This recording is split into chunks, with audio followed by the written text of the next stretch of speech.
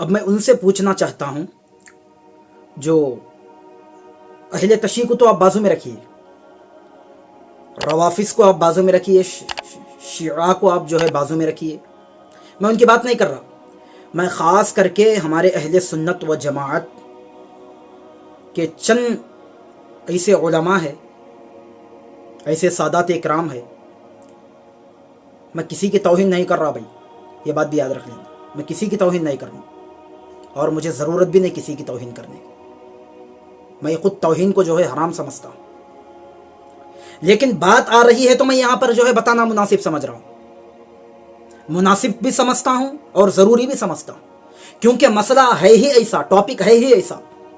اب مجھے ایک بات بتائیے، اللہ رب العالمین نے جب قرآن مقدس میں ارشاد فرمایا وَكُلًّا وَعَدَ اللَّهُ الْحُسْنَى، سمجھ میں آ رہا؟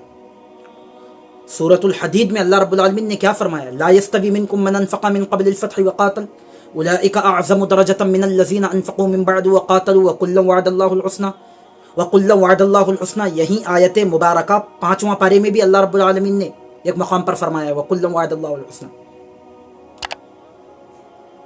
یعنی اللہ رب العالمین فرماتا ہے میں تمام کے ساتھ جو ہے بھلائی کا وعدہ کر رہا ہوں، میں تمام کے ساتھ۔ اب مجھے ذرا آپ ایک بات بتائیے، ہر صحابی قابل تعظیم ہے کہ نہیں؟ اچھا، صحابی کا معنی کیا؟ صحابی کی ڈیفینیشن کیا ہے؟ صحابی کہتے کس کو ہے؟ صحابی واحد، صحابہ جمع، سمجھ میں آ رہا ہے آپ کو بات؟ اب صحابہ یا صحابی کہتے کس کو؟ صحابی اس کو کہتے ہیں جو حضور پاک صلی اللہ علیہ وسلم کو اپنے ماتھے کی آنکھوں سے دیکھا،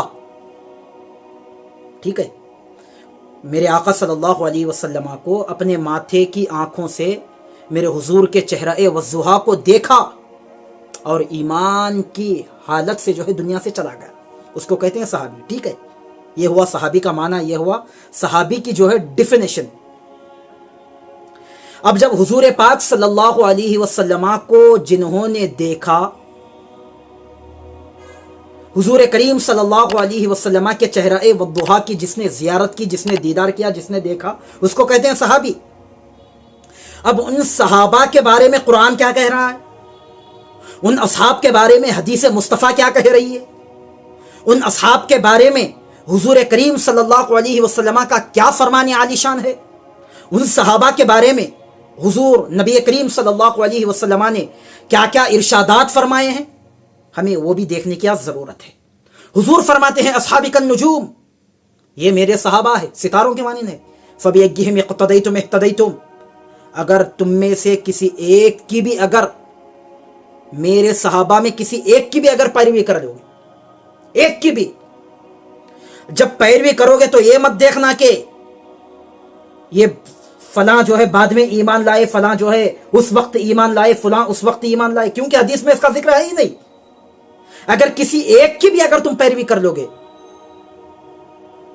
تم جو ہے فلاں پا جاؤ گے، تم کامیاب ہو جاؤ گے۔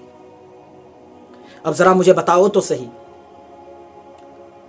خاص کر کے روافظ کو تو چھوڑیے، اہل تشیع کو تو آپ چھوڑیے، شیعہ کو آپ چھوڑیے، وہ تو خلفاء راشدین کو بھی جو ہے وہ مانتا نہیں ہے۔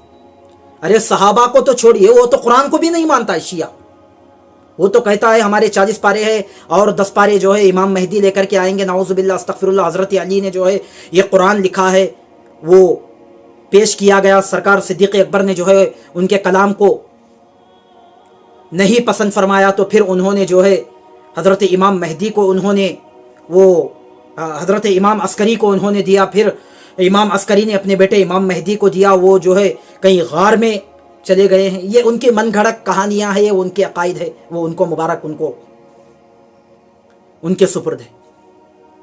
میں خاص کر کے ہمارے اہل سنت و جماعت جو چند علماء بھی ہیں ان میں اور سادات کرام بھی ہیں ان میں، جو خاص کر کے حضرت سیدنا امیر معاویہ رضی اللہ تبارک و تعالیٰ عنہ کی شان میں بدترین گستاخی کرتے ہیں، بدترین گستاخی، ایسی ایسی ان کی شان میں گستاخیاں کرتے ہیں، نعوذ باللہ استغفر اللہ، میں کیا بتاؤں آپ کو۔ جب گستاخی